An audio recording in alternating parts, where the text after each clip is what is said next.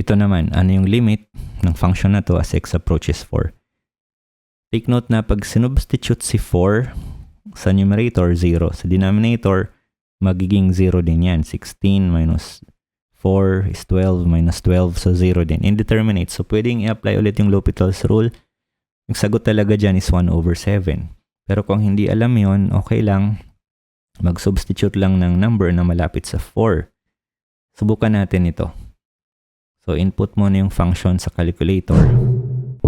Alpha x minus 4 divided by, press alpha muna kung mag-i-input ng variable.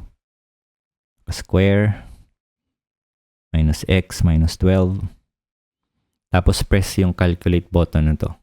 So, hingi siya ng value ni x. Input natin yung 4 na may 4 na 0 after the decimal point and then 1.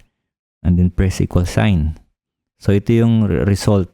Now, this is approximately 1/7. So, yung sagot dito ay 1/7.